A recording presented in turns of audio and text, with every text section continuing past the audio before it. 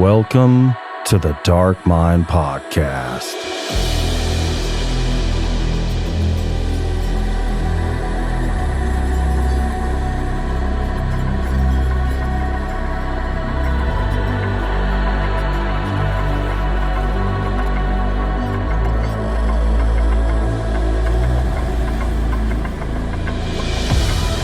All right, friends and familiars. Thank you for tuning in to another episode of the Dark Mind Podcast, where we explore the boundless realm of dark literature and film. On today's show, I have a Bram Stoker Award-winning author who has taken her readers from a modern-day Gothic tale to a latter-day thriller. She's joining me today to discuss her new novel entitled Beneath the Poet's House. So without further ado, join me as we delve into the dark insight of Christa Carmen.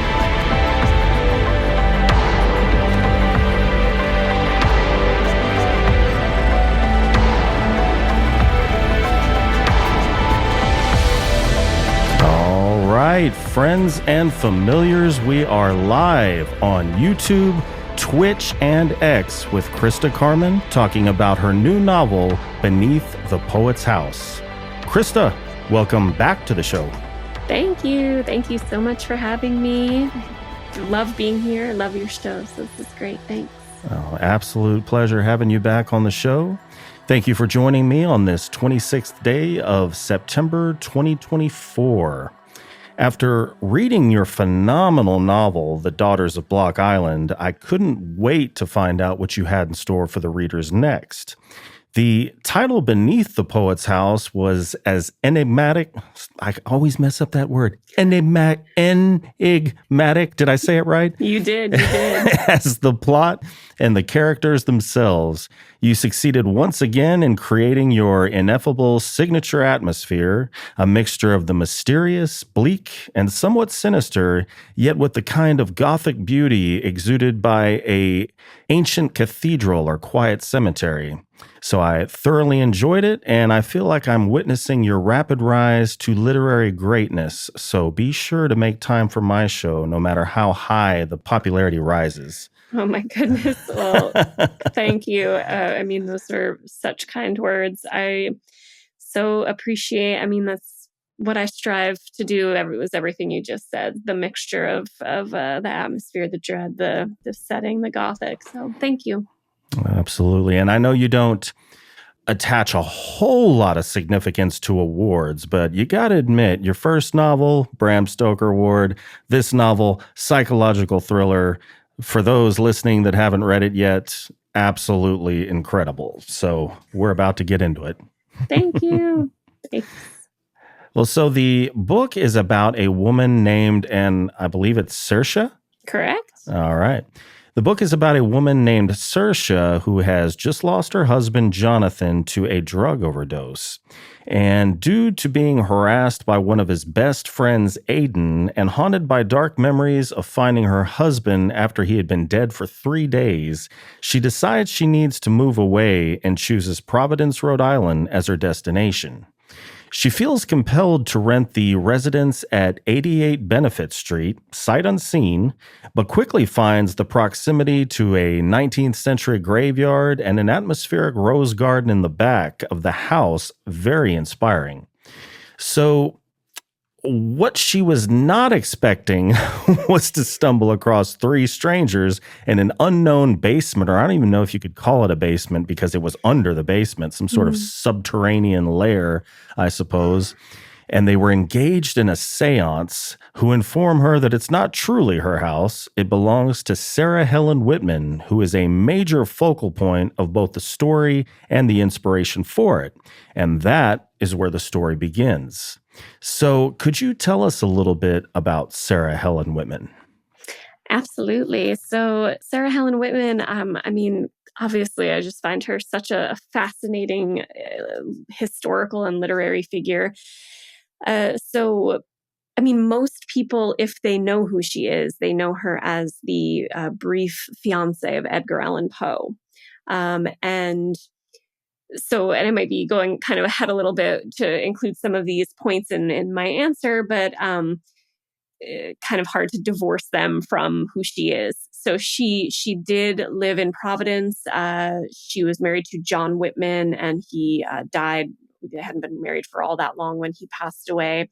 So she lived in Providence at 88 Benefit Street. She lived in a couple different places in Providence. There's another sort of like Whitman house on Power Street.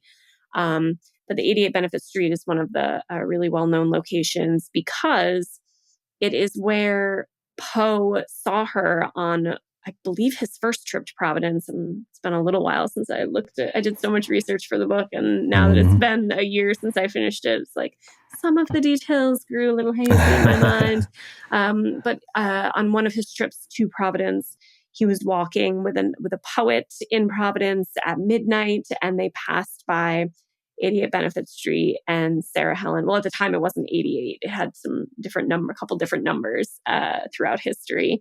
And they passed by Sarah Helen Whitman tending her rose garden beneath a midnight moon. And he supposedly fell instantly in love and never stopped thinking about her. And then they started corresponding about a year later. They had a whirlwind romance. They were engaged very quickly, but the romance did not last long because he could not stay sober. The only thing she asked him to do was to not drink.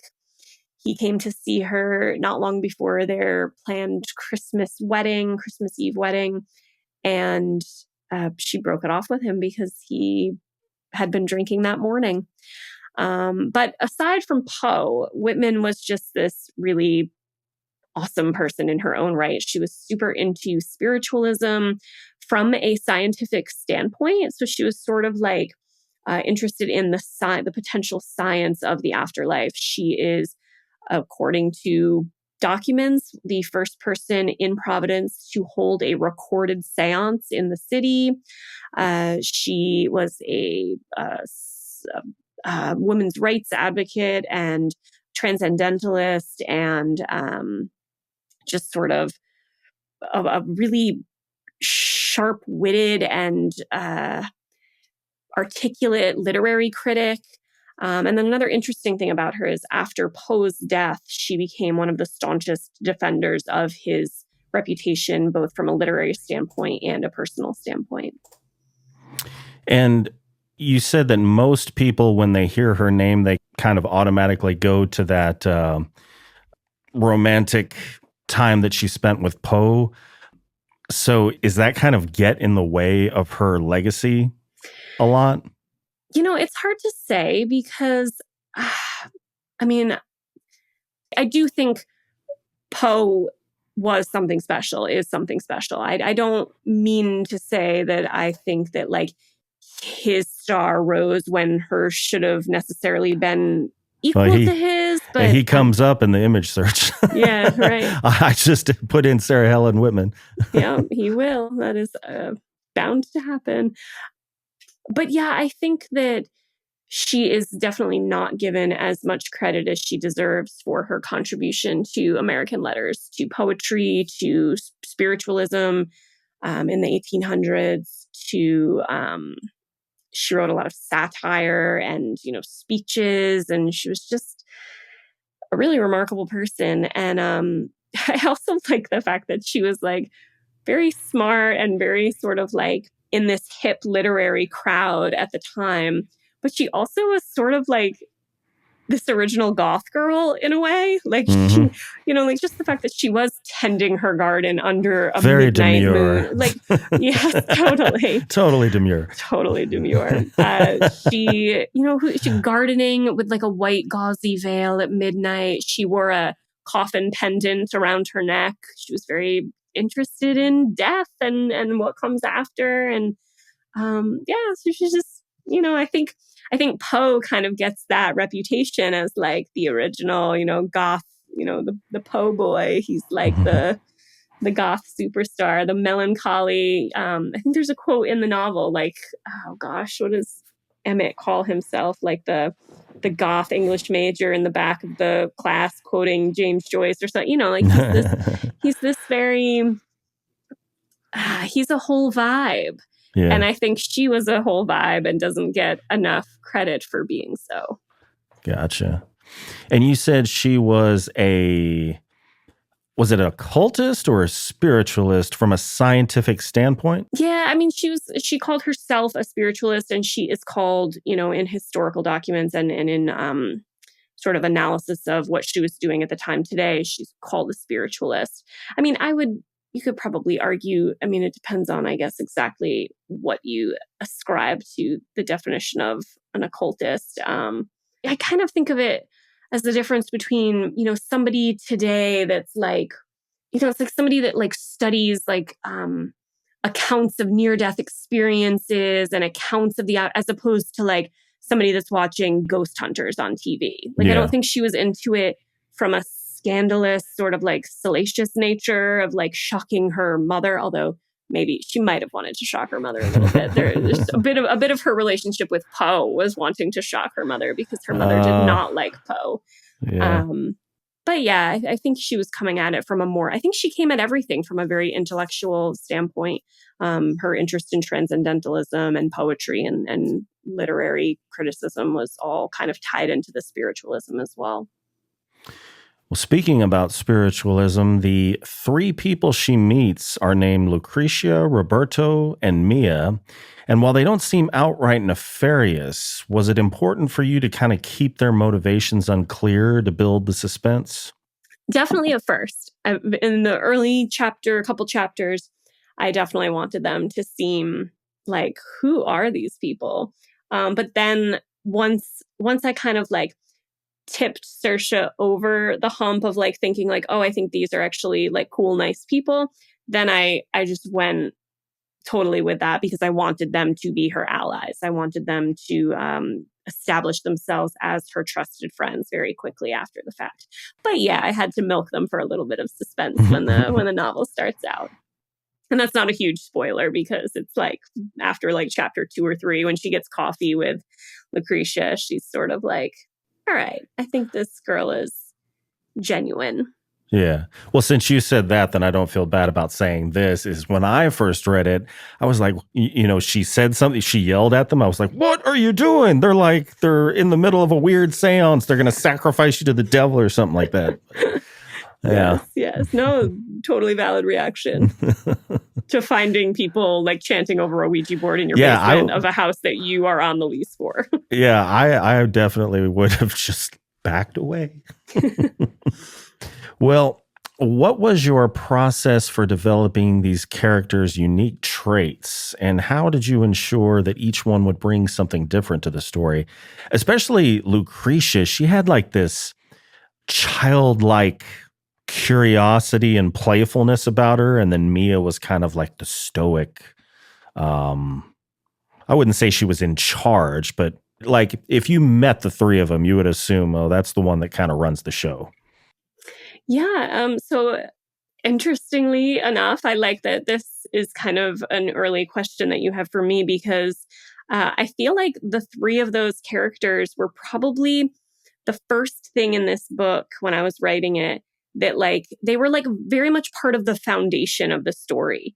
Like I don't know how I did it or why I came up with it. I just sort of like very, very early on knew that I was going to have these three characters. And that they were going to be who they were. And I kind of like knew their whole deal right off the rip.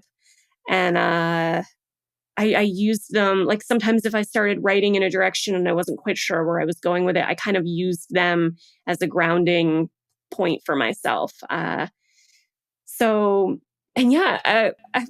remember if I've said this before. I've done like one other podcast so far for the book. I haven't talked about the book. This is sort of like talking about tipping over the edge and then, going the rest of the way down the roller coaster. I feel like this might be the turning point for when I start to like talk more about this book as opposed to Black Island. So I don't know if I've said this before. The three characters are probably more so than any characters I've ever written are actually based on people that I know. No. And not like plot point, not like I want names. No, I won't give you any names. It's more like the essence of them each of their essences are very much based on the essence of three like dear friends of mine. They're not, like, again, no plot point. It's not like the three of them are friends and they're completely separate people from like different arenas. You didn't find them in your basement. No, nothing like that. Okay. In my basement. But yeah, I don't know and again, it was just something that just like started happening. I knew I wanted these specific characters as her sort of like safety net, Saoirse's like grounding force. And they just very early on like took on the qualities of these people, and I just went with it. And then obviously like the more you write the story and the more drafts you do, like, I mean, they get further and further away from that. Like I said, with all the plot point stuff and like appearance and, you know, the way they talk, that stuff, not so much, but like their essence, there's something about each of those people that remained in the character all the way through till the final drafts. Yes, indeed. Well, one thing I discovered from your book, I'm a big fan of libraries. I've had this conversation with a few different guests, like, which do you find more magical, a library or a retail bookstore? And it doesn't have to be a Barnes & Noble. It can be like, you know, one of those real cool indie spots. And a lot of people will tell me the real cool indie spot, retail bookstore. And it seems like less people will say libraries, though. But I'm a big fan of libraries. I consider them magical places. But I have never been to, and I don't know if I'm pronouncing this right, Athenaeum? You know, I have heard it pronounced that way. I say, and I've heard more people say Athenaeum. So just the emphasis on the wrong syllable. Yeah. But to be honest with you, I don't actually, and now I'm like embarrassed for saying this, and I should I don't know for certain if I am right in how I say it. And I have heard people say it that way, but I say Athenaeum. Athenaeum. Is the one in the story a real place? And can you tell us about the subset of libraries? Like what it is? Okay. It is a real place, and is magical. It is. Like, all you have to do is go online after this call, or I don't know, you did a screen grab earlier. Yeah. I mean, if you Google Providence Athenaeum and Google image it, I mean, the people have weddings there. It's like, and everything in the book about the Athenaeum is fact and is true. I mean, from the location of the children's room and the little alcoves and the stacks and the way there's like narrow alleys and it's like a big, click that one. Holy Jesus God. It's like the most amazing thing ever. Yep. And you can go, yep. And so up above there and to the right and the left, they're all alcoves up there. And it is just the coolest place. And really, truly, Poe and Whitman like courted one another in an alcove. I don't know if they always used the same one or if they went to different ones, and you can find all information about Poe and Whitman on the Athenaeum's website.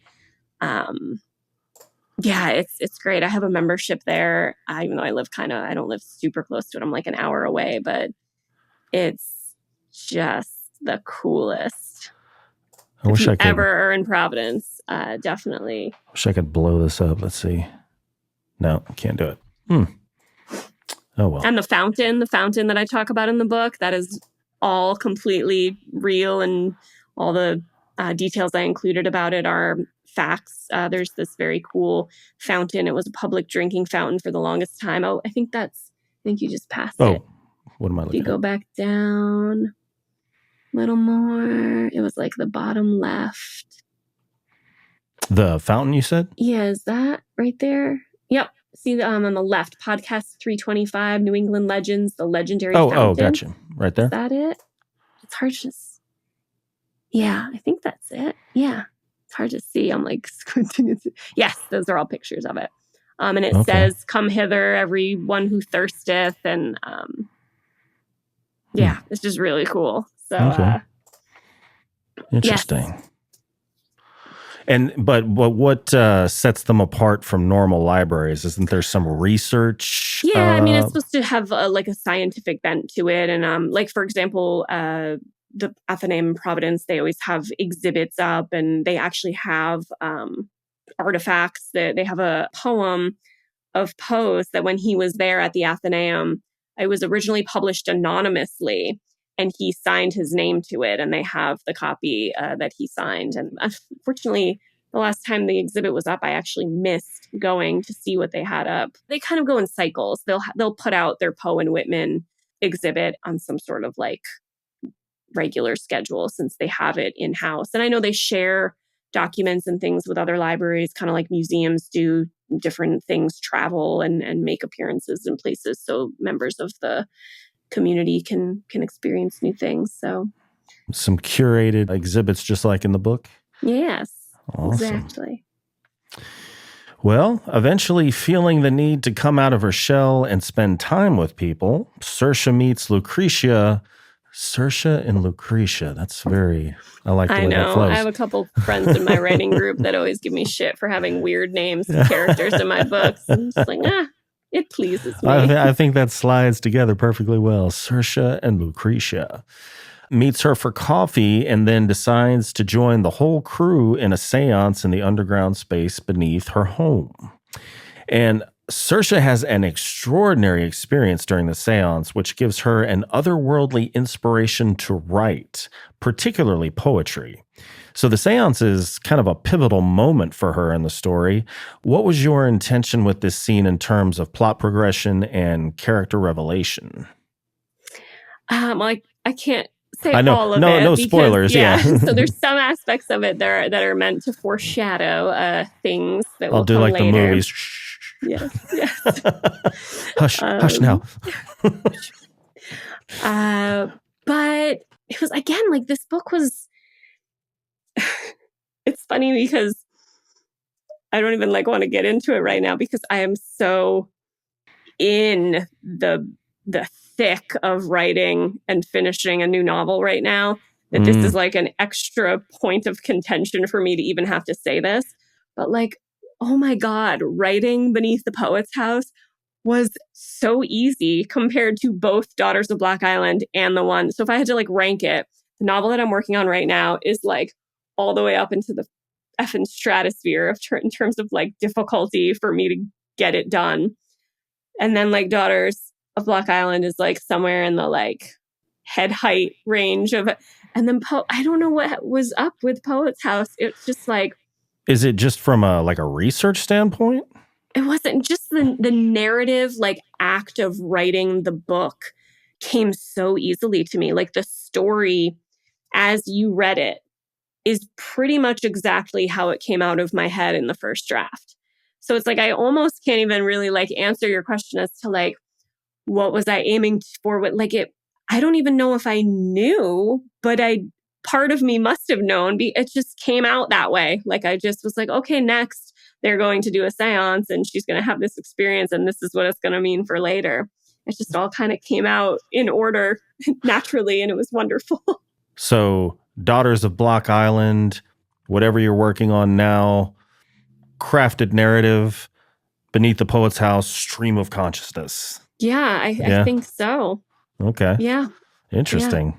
I mean, I had a plan. I knew, where I wanted to end up. It wasn't I had no idea where I was going and I just let it all come out. But to get from A to B, to get from beginning to end, just... Was it your affinity for Whitman?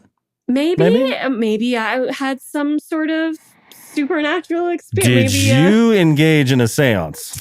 I'm not gonna know. Can't say. Aspiring writers, séances may be the way. Maybe they may be. Yes, indeed. But yeah, I mean, the séance scene, it came out I think I don't remember even editing that scene. I always edit everything 2-3 times, but I didn't rewrite parts of that scene. It just was what it was, and I had fun with it. And again, can't give spoilers, but there was a way that I was able to play with that a little more based on information that you get a little later in the book. Okay. Awesome. Well, while at a career fair attempting to find a job, Saoirse runs into a mysterious man who has just so happened to be in the same place as she, Many times, always making intense eye contact. So, in a very awkward exchange, both accusing each other of following the other, she finds out that the man is not only a professor at a prestigious university, but also a Pulitzer Prize winning novelist named Emmett Powell. So, how much did Emmett Powell's celebrity status contribute to Saoirse kind of ignoring the initial red flags? I think a fair amount. And I think there's a good distinction to make too between like, it's not like he was a celebrity the way we think of most celebrities, like a rock star or a movie star. But for somebody, I mean, at least I'll just speak for myself from a completely not romantic standpoint. Like I am married, I'm not looking to, but if I happened to come into the opportunity to like have coffee or chat with a Pulitzer Prize winning novelist whose work was right up the alley of what I liked to write and was interested in reading, like I would absolutely be down. I mean, I think my feelings about that were kind of captured by like the way Roberto might be a little more romantically interested or sexually interested in him. Yeah, Roberto wanted a piece of that.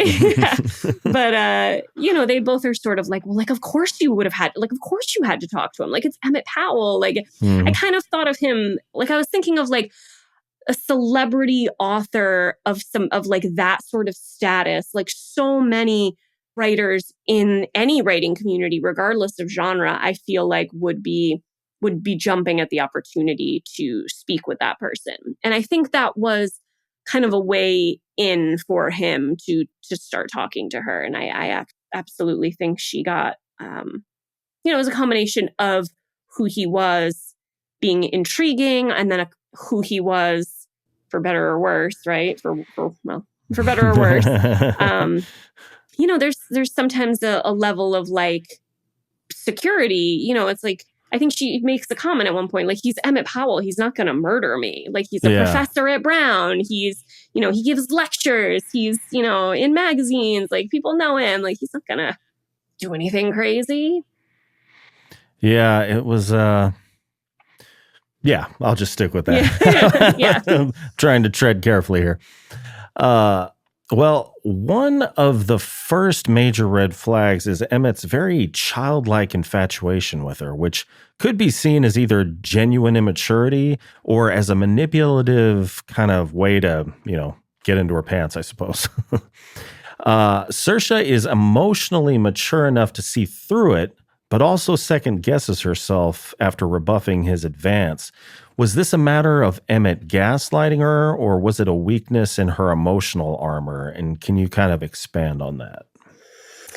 Yeah, so I mean, I do think, like, I think in another version, like in another plane of reality, Emmett and Saoirse, in kind of the same way that in another plane of reality, Poe and Whitman, like Poe got his shit together and didn't die young and like married Whitman, and they had, it would have been so amazing. Like they would have had the coolest children. We would have like maybe had like offspring of these people and more work and legacy.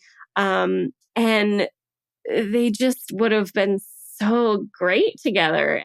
And you can see, like, to go back to Whitman and I took it down. I usually have my Poe's Helen Remembers book in the background, which I used for a lot of my research. She had such respect and reverence for him. And I think she just sort of was wise enough and knew herself enough and had enough respect for herself to stick to her guns in terms of like what she demanded of him in order to marry her. It just didn't work out. And I do think, like, I wrote Emmett and Saoirse as if on another plane of reality, like they are like happily lying in bed right now, like reading to each other out of like a book of Poe or Whitman, and like everything's cool and awesome. I don't think it was, I mean, he does manipulative things, but I think he truly liked her and wanted to pursue a relationship and wanted things to be how he wanted them to be. Like there was a lot of earnestness there. Yeah. It just was coming from a place of Love coming out sideways. Yeah. Well, let's see here. Oh man, now I want to like write like a sequel alternate universe in which Poe and Whitman end up together. Yeah. But if he got over his alcoholism, where would the dark stuff come from? Well, still be in there. You could still mine from it. He got violent when he drank, didn't he?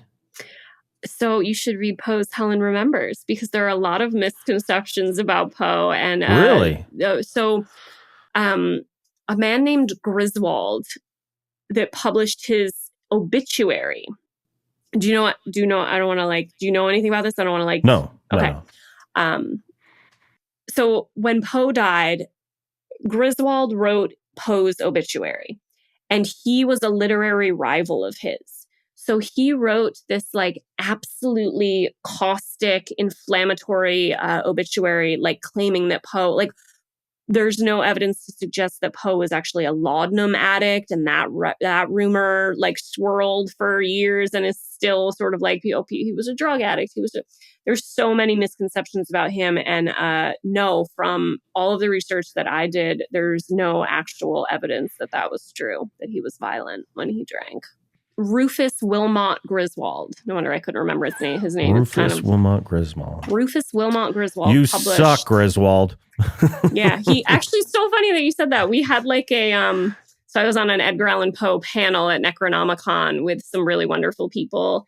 And at the end of the panel, we had a collective, I swear, I think it was like, did we say you suck? Like, I think we all said it was some sort of like collective, like you suck, Griswold. Like, let's have a moment to like stand in solidarity. Yeah. Griswold, what a piece of shit he was. But so this book, and why, like, I tucked it under there, and it's in my bookshelf with all my Poe and Stephen King stuff. And, but so there's this book, Poe's Helen Remembers. And what happened was, a different biographer started to put all of these rumors to rest, and he worked with Whitman, and there's tons and tons of letters back and forth between the two of them, like putting a lot of rumors that Griswold had started to rest. So it's a really interesting book.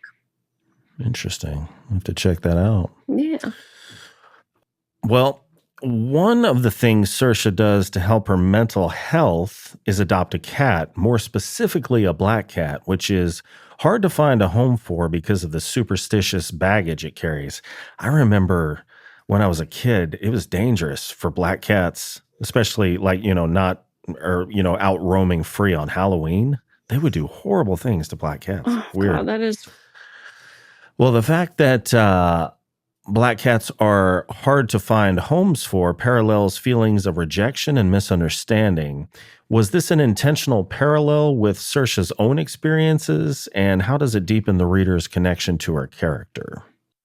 Yeah, I mean, it was intentional. I mean, I feel like it sounds like such an out, but like, again, this was another thing that it just sort of like flew out of the pen. And then as soon as I put it into the manuscript, then it was sort of like, oh, well, like, of course, a cat, because like Poe had a cat, and his cat was not black. It was tortoise shell. He's obviously his very famous story, The Black Cat. Like I could play around a lot with that. So once I sort of put that idea in there, and then obviously like parts of the cat's disposition and medical history and everything kind of come into play later, and play into themes of revenge. And that was fun to do as well, since obviously that's a big theme in Poe's work.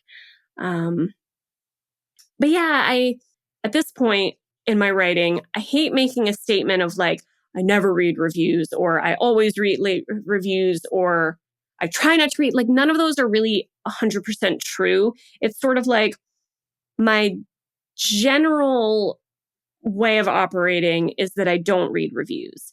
But absolutely, like, people who I know are fans of my work or like requested, like, I don't want to say that and not have the people that are so wonderful to request arcs from me or to download the book on their own from NetGalley and take the time to read and review. Like, I do absolutely pay attention to those things. I don't tend to like I don't go on Goodreads and read everything so that I'm seeing a whole bunch of negative stuff. I don't like to see negative stuff because it, I have beta readers and I have people that help me where I don't need to see just like some stranger's opinion, because sometimes you can stumble on something that's like truly awful and has nothing to do with you or your book. And it's just crappy words that lodge themselves in your head.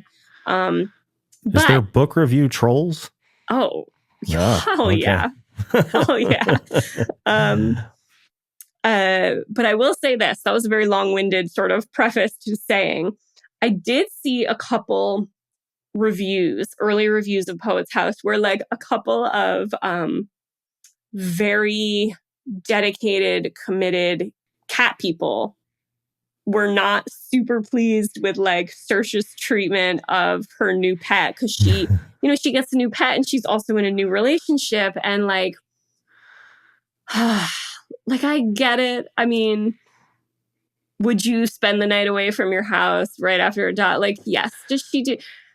But she's, she's a flawed character and she does some shit. So I think, to answer your question, I do think there are some things. I do think the cat is a good through line into Saoirse's personality, for better or for worse. Like, Saoirse's not perfect. She's not like the world's best cat owner, but she's not like a bad person, and she is a good cat owner, and she adopted this cat and figured out, everything that she needed to do with the diabetes medication and all that. So, I mean, at the end of the day, she's a character, and I can write her the way she needs to be in some instances for plot points to move around.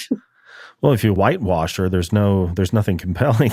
Like, oh, she's amazing. Right. If she was really up on like making the best life decisions, nothing in the book would have happened. I know, it's like, man, great cat owner. She knows not to. She stayed far away from the bad boy, and just lived happily ever after. Yeah, the end. Page 3.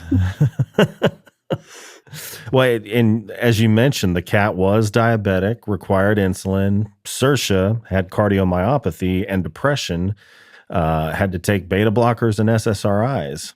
So, I mean, I guess that's a metaphor about control and care. Does it reveal anything about Saoirse's ability to take control of her own life? Yeah, I do think so. Absolutely. Because, I mean, like we just talked about, she's not, 100% the best right off the rip, but she's making progress throughout. And I think, by the last scene in the book, she's come really, really, really, really far with both herself and being the type of cat owner that cat people on the internet want to see. She'll get there, folks. Just, you got to stay with the story. Right. Well, Powell has a very strange personality dynamic. I'm talking, of course, about Emmett Powell. He vacillates between a suave, debonair intellectual and then goes to kind of this childlike, clingy, needy boy. Is this dynamic genuinely organic, or is it tactical manipulation? And could you kind of expand on that? I think it's organic for him. I think that this was just kind of who he was. I think he had a lot of insecurity about like where he came from, and he does a good job about spinning that. And it's going to be hard to talk about this without giving too much away, but like he decided to take that somewhat negative, I don't want to say negative, because just growing up in poverty doesn't absolutely equate to like a negative upbringing, of course. Mm-hmm. But he saw it that way. And he decided to sort of look at another person who had grown up in similar situation and make a roadmap out of it. So I wrote it to be as like an organic part of his personality, and that all played into why he is the way he is, and why him and Saoirse are not reading Poe to one another in bed somewhere right now. Mm-hmm. Yeah, it was a real, very well crafted, kind of off putting thing that he did, because he would kind of act like Hannibal Lecter, not when Hannibal Lecter's eating people, but that very intense yet refined. And then he'd be like, but why? Like, oh God, what happened? Where'd the debonair guy go? And I mean, we've all met man babies in our lives. Some of us have been man babies. I don't know. and to say that Emmett and Saoirse's romance was a whirlwind romance is an understatement. And so the last time you were on the show, we talked about addiction. And after reading how Emmett engages in romantic intrigue interlaced with literary inspiration, but at times devolves into jealousy and outright pouting when the romance doesn't follow his artistic vision, it seemed as if he might be kind of like a love addict with mommy issues. That's usually what is the driving force behind love addiction. But is that, I mean, I'm trying to think of his background. His mother died, right? Wait, hold on. Okay. Because I have him say one thing and then the opposite is true. That's right. Spoiler alert. His past is very murky, and what the characters see in the Wikipedia entry is not true to what really happened, in his childhood and early upbringing. Okay. So is that kind of what's going on? Is he's addicted to the romantic intrigue of sweeping a woman off her feet and having her react to his romantic advances and the trips he takes her on, these spontaneous things, like kind of feeding off that to not only, I guess, kind of get an endorphin rush, but also receive the inspiration to write? Yeah, I mean, I think he's addicted to himself and his own needs, and whatever's going to help move that dial along is what he's going to go after. So, yeah, I mean, I wouldn't say that he's not addicted to like the rush that's coming along with all of the juggling act that he's trying to pull off here. Mm-hmm. But yeah, it's funny because I didn't really want to write another addiction story, because Daughters of Block Island had, like an outright, somebody in recovery from substance abuse, like very clearly stated on the page. And, it's hard because like we talked about last time, I'm in recovery. And so it's easy for me to make something an addiction story. And sometimes I have to remember, like, there are tons of people who have some experience with addiction, whether it's themselves, loved ones, whatever it may be.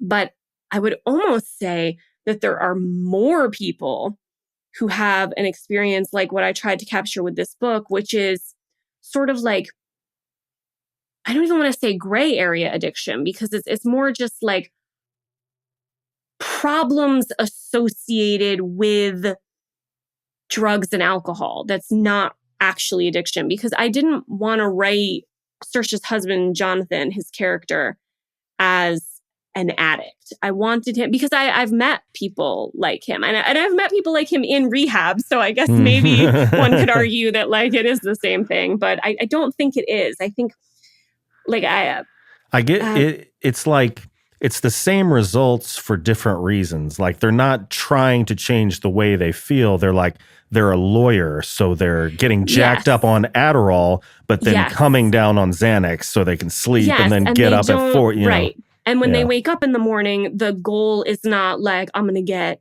like high and then come down and I'm going to get high. Like, I'm going to chase a high all day.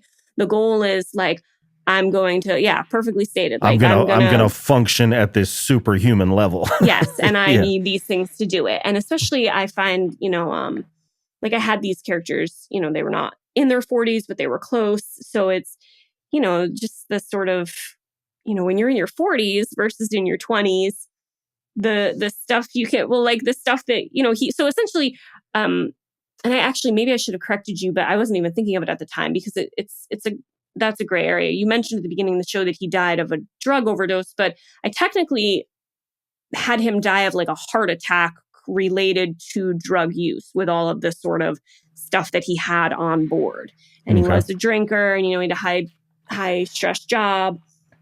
And then, so in the same vein, I wanted like neither Saoirse nor Emmett to be addicts or alcoholics. But there were still issues, like Saoirse had her heart problem, and her doctors recommended that she didn't drink, and she never had a problem with it. But then when she was sort of in this whirlwind romance and like doubting herself and doubting reality a little bit, like she found herself, kind of succumbing to peer pressure and kind of doing things that she wouldn't normally have done. And then Emmett too, like I didn't want him to be somebody who was an out and out addict, but he definitely, it was sort of like with him, it was almost a little easier because he had so much weird shit on board with like his personality that it was kind of fine enough to just throw, like, yeah, sometimes I take drugs recreationally that like normal people would not take. Like most people don't, take MDMA to go on a ghost tour in Providence, but like Emmett Powell will. It doesn't sound. No, I'm just playing. Sounds awesome. Sounds Like if I had only thought of that 11 years ago, I would have totally. And now I get randomly drug tested at work. Shit. Damn it. Well, backtracking a little bit to Jonathan. Throughout the story, Saoirse is assailed by the voice of Jonathan. He constantly belittles her, guilts her, and compares himself to Emmett Powell, telling her she's attracted to another man just like him. So as a character, Jonathan seems to have a lingering hold over Saoirse's life. How does she begin to break free from his voice, and what moments in the story signal her reclaiming control over her own thoughts and emotions, if that can be answered without spoilers? Yeah, I guess the answer to that is just like the end of the book. The end of Here it is. Yeah, I definitely wanted Emmett and Jonathan to possess similar qualities, and it was those similar qualities that allowed Jonathan to like remain in her head, because she'd almost essentially brought a part of him back to life by like engaging in this relationship with Emmett. And, I think when you are close to somebody, whether it's a romantic partner, family member, a friend that constantly is saying the worst things that you fear about yourself, it makes those things stick in your head 10 times with a 10 times more intensity and for 10 times longer. So, at the beginning when I was writing it, I was like, do I want to, because I never wanted it to seem like she was like hearing voices. I mean, except for that one part where, and I guess I'll say this if I say this in a vacuum, I don't think I'll spoil anything, but like there comes a time in the book where she's in like pretty dire straits and she's a little like loopy. She hasn't been taking her medication. She hasn't eaten in a little bit. And she kind of feels like the voice is real. But aside from that, I didn't want her to be like a crazy character. Like she's like, and I say crazy character in one sense, and then like truly like a character suffering from schizophrenia, like truly hearing. I didn't want her to be that, either one of those things. I wanted her to just be somebody who had sort of this own track in her head that was, obviously it was her saying those things to herself, but it was because he had such a hold on her for so long that it was like his voice and the things that he would say to her reverberated in her brain for, years after they were said.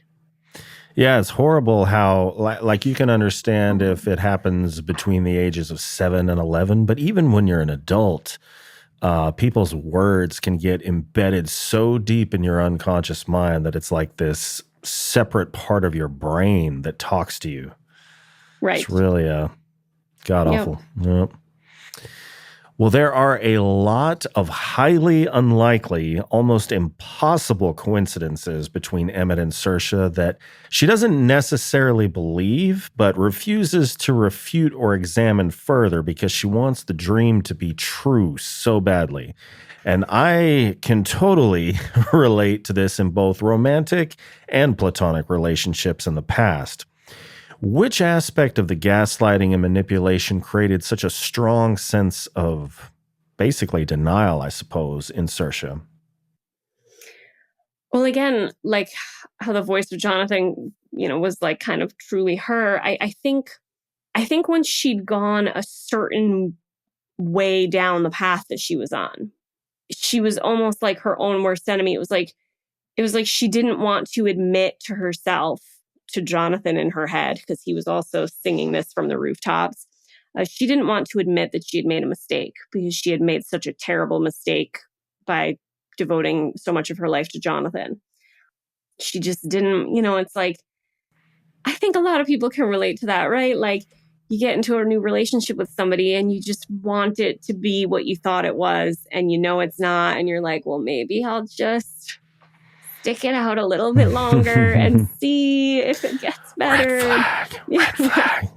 So I think she was just trying to do that. And like what we talked about before, it's like trying to convince yourself, plus all the like sort of supernatural things that seemed to be pointing her in this direction, plus the fact that she was writing again and she felt like almost like he was almost as much of a muse to her as she was to him, because it was like the whole swirling whirlwind of everything going on, like the Saoirse, Sarah Whitman, Poe, Emmett, like this sort of quadruple like energy thing going on where she didn't want to break that cycle.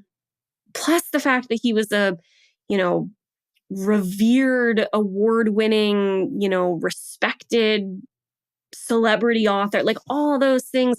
I mean, that would be a tough thing to walk away from a couple weeks in when and he was, I tried to make him, it's very hard to, because I try not to include a lot of, I just don't like in my writing including a lot of physical detail, because I think if you include just a couple and then people can make them look how they want in their brains, that always is more fun to me than being like, she was, had this length hair and this color eyes and this hue hair and that blah, blah, blah. So, but I did kind of play with the idea that like Saoirse looked a little bit like Sarah Helen Whitman, which is a pretty easy thing to say. There's like 7 or 8 photos of Sarah Whitman total from like the same angle. She's got brown hair. I felt like that was still pretty open-ended. Poe is a little bit different. He, his image, I mean, I've got a tote bag hanging off my hook in the other room it's his face like 100 times all over the bag. I mean, his image is, iconic. So it was tough to kind of like make Emmett, I say something in the book about how like he kind of looks like he could be mistaken for a more modern day Poe, but he's also like one of those people where like the sum is greater than the whole of his parts. So there's, Poe's Helen Remembers. So I was trying to just paint him as like a very charismatic. He's one of those guys that like, if you look at him on paper, you're like, oh, he's not very attractive. But then when you're talking to him, you're roped in and eating out of the palm of his hand because he's so charismatic. So that's what I was trying to do with Emmett. And so that in as well, coupled with all those other things, I mean, it would be hard for her to have been like, nah, I'm too many red flags. I'm going to walk the other way. She's like, no, I'm intrigued. I'm going to see how this goes. Well, yeah, there was one instance where, and I'm not going to elaborate on it, but there was an item. And she was like, there is no way in hell that item belonged to this person and you just found it. There's no way. But she just kind of leaves it at that and doesn't decide to, I guess, invest any more thought into it. Like, what is he trying to do? But then, of course, it gets stuffed down. So you were saying, you were kind of intuiting that Saoirse looked physically like Sarah Whitman? I think I ended up putting a line in there. Mia tells her that she looks a little bit like Sarah Helen Whitman with like the pale skin and the, wavy brown hair, very slight. Emmett Powell kind of resembled Poe, at least with Yeah. his hair. Yeah. Okay. Gotcha. Probably by design, I imagine. Yeah. just His own playing design with- is what I'm But referring again, to. I find descriptions in writing are so easy to play with because everybody's going to spin things a little bit differently. So, Yeah. It's kind of funny considering from what's revealed in the book, Jonathan was, kind of emotionally, verbally abusive, is now stuck in her head. But at the same time, the stuff not all of the stuff, but some of the stuff he's telling her, it's almost like he's trying to help her. right. Yeah. Totally. Because it's like some of her thoughts filtered through his voice too. So, I mean, this is kind of like really reading into it, but like in some instances, is the rational part of her mind that's trying to warn her, is she draping it in the voice of her verbally abusive ex-husband? So she has a reason to be like, oh, see, it's coming from him, so it's wrong. Yeah. Yeah, absolutely. That's not a reach at all. Absolutely. I did that on several occasions. And I also think too, I think that can be a trapping of an abusive person that I wanted him to, when he was alive and they interacted, like that tendency of manipulative people to act like they have your best interest at heart. So he's like telling her I have your best interest. I'm doing this to protect you. Like, you can't protect you. You're a hot mess. Look at you. You dated me. Like, clearly you shouldn't have married me. But it's this weird, vicious cycle of hearing it in his voice, wanting it to not be true, knowing that it's true, telling him it's not true, hearing it in his voice, just this sort of merry-go-round of deluded thinking, or I don't want to say deluded, the unhealthy thinking. Yeah. Toxic. Okay.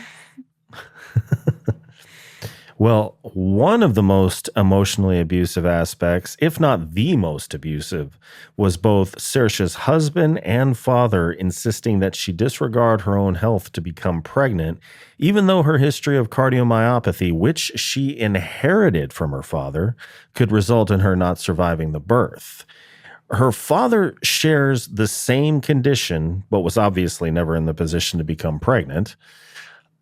So he's obviously not concerned with her welfare, but given that he also passed on the disease causing the danger, I feel like you were trying to highlight or convey something deeper. Were you? Well, he was definitely, just like all of the politicians that have overturned Roe versus Wade, he's definitely concerned about her welfare, because she will not be a full and realized human being if she does not have a child. So backing up to, I have your best interest at heart. Yeah, absolutely. Yeah, gotcha. Okay. You're not, it was everything from, you're not going to have anybody to take care of you when you're older, to you're not going to, you're building this life and trying to do so well for yourself. Like, for what if you don't have any heirs? You'll be unfulfilled and you would make such a good mother, and all that, all the things people say when they think they have your best interest, very much mirroring what Jonathan would do, which was, you don't even know what's best for you. I know what's best for you.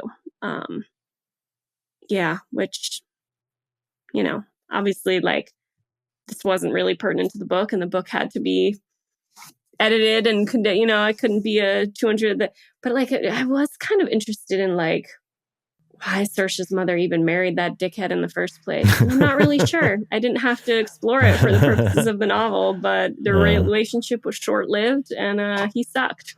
Yeah. Yes, indeed. Well, kind of, I guess, circling back to the question I had about Sarah Whitman's association with spiritualism from a scientific standpoint. The story mentions the stone tape theory.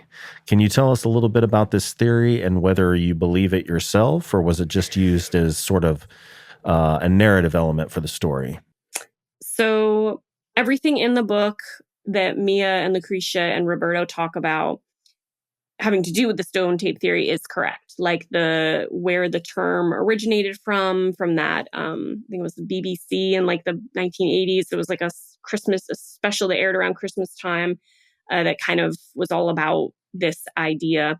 It's sort of like a pseudoscientific idea, but a lot of people, I mean, I actually like the idea of the stone tape theory almost more than I do like the idea of regular ghosts, because I mean, so like a ghost is a person, right? That haunts somebody else or a place or whatever.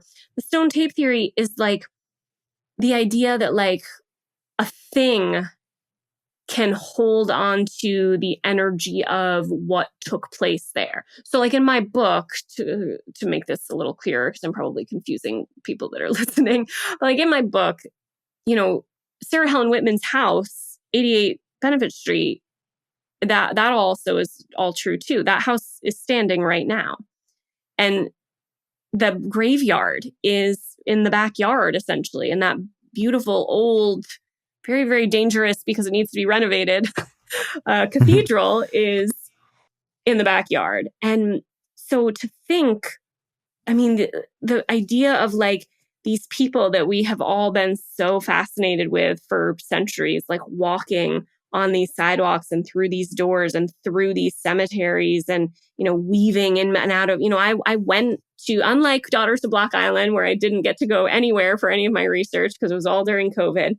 I went to Providence and I got to, you know, go into the Athenaeum and walk past H.P. Lovecraft's shunned house and you cannot go in 88 Benefit Street. And I do have to say, like, anyone who reads, I said it in the afterword as well, like, obviously, nobody wants to go into 88 Benefit Street more than me. Like, probably nobody, but we cannot bother the people that somebody live there. lives there? It's separated into 5 apartments, so it's a pretty big house. Okay. And so there's people that live there. And I'm sure they do not want to be bothered by anybody that reads my book and is like, I'm going to go knock on the door. What if you're looking for an apartment? I mean, and I suppose you could find out who, what the landlord situation is. If maybe it's like a company, that's a very good idea. You could you just walk in. I mean, is there like a common area you can walk in? No, I don't. I'm just looking at the apartments. That's all I'm doing. I don't think so. I think it's like, I don't know how it's set up because it's weird to think about because obviously it was a single residence. So it's like there are only 1 or 2, maybe 3 entrances. I guess they must have made each of the entrances only go to one apartment within the building because there are different, and you know, there's like a front door, there's a side door, there's a back door, and then there's like a fire escape, but obviously you can't use a fire escape as a main entrance. So I don't know. I do not know how it is set up. Even still, the idea of these people that went on to produce like lasting works of literary greatness, the idea that they would have the type of energy to sustain like a haunting, a residual haunting is like another kind of phrase that goes along with the stone tape theory. So it's the idea that like I almost picture, like in my head, I picture it as like if you could see through the veil, there are certain things that are just happening over and over and over again. Like, I mean, you see it in horror movies sometimes, like ghosts that are sort of just like following the same mindless path of the same thing that they've done before. And in my book, I kind of used that idea as like, well, what if 2 people had very similar things in their lives going on as these other 2 people, Poe and Whitman, and they sort of inadvertently stepped into those footsteps of the past energy of these people sort of like whirling around each other and around these places in Providence. Like, is it possible to that right there is like the crux of my, like where the idea for the novel came from. Like, I wanted to kind of write like a modern thing that had to do with Poe and Whitman And I, went and saw the house and loved the idea of just like, rose garden, like creepy, quiet. I shouldn't say creepy because this part in the book is very true too. That graveyard is like right off of Benefit Street and there's cars and people. But when you step into that graveyard, it is like you have stepped back in time. It's like the air or the sound disappears into a vacuum. And it's just the weirdest thing. It's like it's almost like you're not even in Providence anymore. It's like you've stepped into this like hallowed place that exists in neither time nor space. It's very weird. But yeah, the idea that like two people that are embodying, physical attributes, energy attributes, spiritual attributes, biographical attributes, like of these people, if you both happened to step into the footsteps of these whirling energies of these residual hauntings, like, could you inadvertently recreate the past? That's a cool idea. Yeah, it is. Yeah, I mean, when you think about the body actually, like, no quote unquote pseudoscience. There is an electromagnetic field kind of involved with the body and its processes. And, the heart has automaticity, the ability to generate its own electrical impulse, all of the cells, which is why you sometimes have those pesky arrhythmias. Sometimes the wrong pacemakers start firing and, a seizure is nothing more than your brain firing electrical activity like crazy. Yeah. I mean, I could see just kind of like in death, this residual energy being left behind. And maybe it follows the path that it had taken already. And it's obviously like very much like something that I am super intrigued with because not a lot. It's not like I'm writing the same freaking novel, especially since I told you how if I was writing the same novel, I would be done with it by now. It would be so much less torturous for me than this one has been.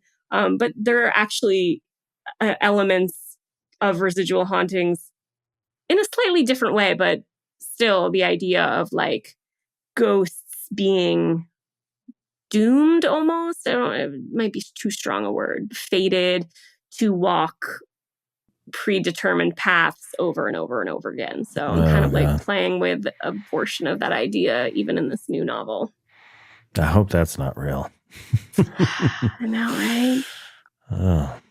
Well, I won't go any further for fear of ruining the story, but I highly recommend it. Listeners at home, buy it, read it, and review it. And speaking of reviews, tell me about the rave review Beneath the Poet's House got from Publishers Weekly. Yes, it was so lovely to see. Like I said, like I'm not gonna read every review or go to but I did get get tipped off to the fact that had come out and that existed, and it was nice to read. It's nice to. I mean, there's a couple like very. Like the couple sentences, well, every sentence that you've said since we've been on, but when we started and you said, you were doing these things and you did it again, like that's very nice to hear because those are the things that, I sit at this desk and toil away over for hours and hours and hours trying to do. So when somebody is like, hey, you did this thing and I really like it and it really worked, it's sort of like, great. I'm not just screaming into a void. Yeah, I was wondering if it would require some sort of a subscription, but apparently not. Here we have it. Yes, indeed. Bram Stoker Award winner. I mean, that just every time I read it, I'm sort of like, wait, who are they talking about again? It's only been like June, July, August. It's only been a couple months. It's still. I liked what they said about chilling atmosphere. I also like, so the part, I guess like the one part that you could say is like not entirely positive is like, though the story begins to strain credulity, there's a word that I can't say the first time. It looks like there's like a weird typo in that too. Credulity. somewhat, it's supposed to say somewhat in Act 3, readers are unlikely to mind.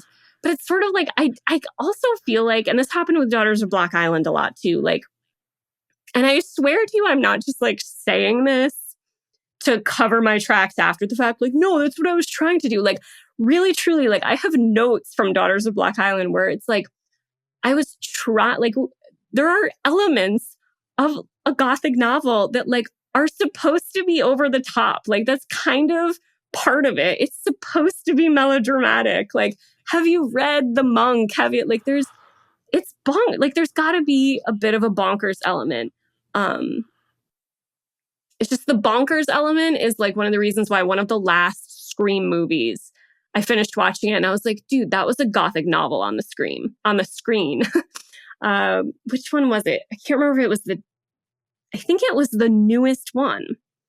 Scream, 6? And they were Jesus, I've lost track. I don't think I've seen. Now I'm like off on a tangent, but it's sort of like if you watch the latest Scream and you think about what I said, it's a Gothic novel on the screen because there's supposed to be crazy ass melodrama and like stuff that is sort of not, it's not supposed to be real life. Like there's supposed to be a little bit of an element, even when you're not going full supernatural, there's supposed to be some melodrama. It's why I made it rain for all 330 pages of Daughters of Black Island. I'm like, God damn it. It's a Gothic novel. I'm allowed to make it rain the whole time.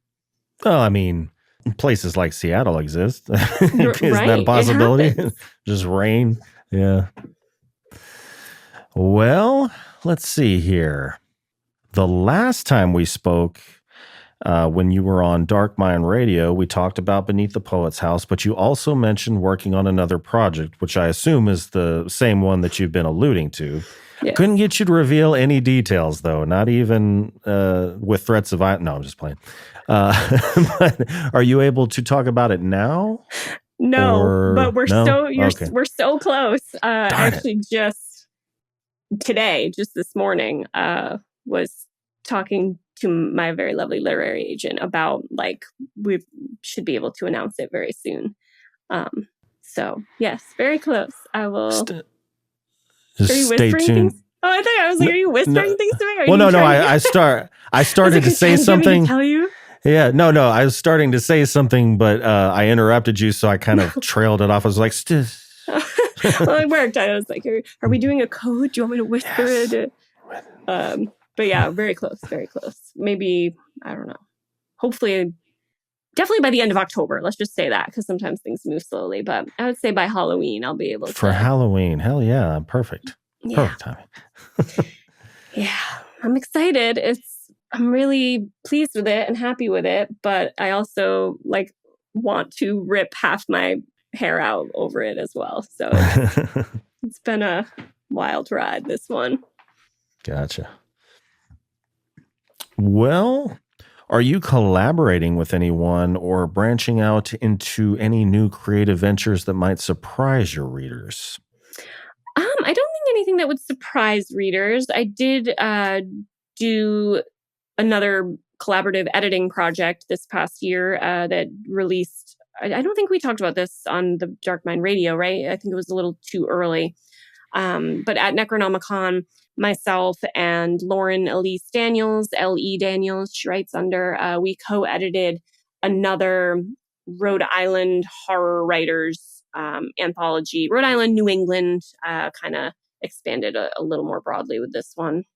But it's called Monsters in the Mills, More Tales of Horror from the Ocean State. And it's a collection of stories from, again, Rhode Island and New England-based horror writers, having mostly to do with the abandoned mills that are so prevalent in Rhode Island and New England landscapes. And it came out really cool. Of course, I should have a copy sitting right here. Everything's in my car right now because I've done a bunch of events. So my car should do the interview from my car, and then I can be pulling out all the stuff that I need to be showing you. But yeah, I think it's 20 stories, couple poems, awesome work from really awesome people who I love as writers, but also as people. It's like the little group of Rhode Island writers that we kind of hang out and support one another and go to events together. So yeah, if you're interested, any listeners are interested in kind of an eclectic, it's pretty eclectic. There's some like historical period pieces. Clearly, yours truly is one of the ones that kind of went that route. I do myself and Lauren also have story. I know a lot of times when people edit things, they don't like to include stuff of their own. I don't actually like to, but since it's a very homespun project and very grassroots, we just to kind of like round it out a little more, we put 2 more stories in, and it bumped our word count up and kind of fleshed it out in a nice way. Probably because both Lauren and I wrote like period pieces. So we've got modern kind of slashery. We've got like some body horror. We've got some kind of creature feature, but it all fits really nicely together around the theme. So I'd say that's probably the biggest like collaboration project I've been working on. Nice. Yeah. Sounds good. Yeah. Thanks for asking. Well, Christa, as always, it has been a pleasure talking with you. Same. I always love our chats. Hopefully we can do it again for the next one. That would be cool. Hopefully I'll have all my hair by then. I'll not have ripped it all out. Oh, soon. You just look forward to Halloween. It's all good. And for many reasons, not just a potential announcement from me, but like, hooray for spooky season. Hell yeah. Well, as we bring the show to a close, is there anything you'd like to plug? I know you've mentioned quite a bit, but maybe some things you want to reiterate? Just Beneath the Poet's House. I'm really excited for this one. I have that like horrible syndrome that so many writers have. I got to figure out like exactly what to call it because it's totally a thing. But I always think that the only good thing I've ever written is the last thing that I've finished. So it's like, oh, I know exactly what you're talking about. Yeah. So I'm like, oh, no, don't read The Daughters of Black Island, even though like, and I shouldn't say that. Like, it's much easier to do this with like my short story collection, which I do still love that as well. But that was like years ago. So it's easy to be like, oh, I've like, don't read that anymore. Read this because I just wrote it. But like, I am already doing it with Poor Daughters of Black Island, which I shouldn't because I love that book so much. And it was my debut. And I still can't believe that there's that really cool little haunted house statue back there. But I'm really excited for Beneath the Poet's House because there's, as you could probably tell from this conversation, there's a lot of aspects of it that are very near and dear to my heart. And I'm just very passionate about all the cool stuff in it. And I hope readers like it. All right. And you can pre-order it. It is up for pre-order if that's your thing. Yes. And so when's the official release date? December 10th. December 10th. Okay. Got it. All right. Well, definitely do stick around after we stop the stream here just so I can give you some information. Sure. Listeners at home, both live and on demand, all links are in the description. And Christa, thank you again for joining me. Thank you. And thank you to everyone who tuned in. If you enjoyed today's episode, please be sure to like, share, and subscribe to my YouTube channel so that you can watch the episodes live. Be sure to tune in every Tuesday for a new episode featuring the best and brightest writers and filmmakers of dark literature and film. So until then, stay healthy, stay sane, and as always, thank you for listening. See you next time.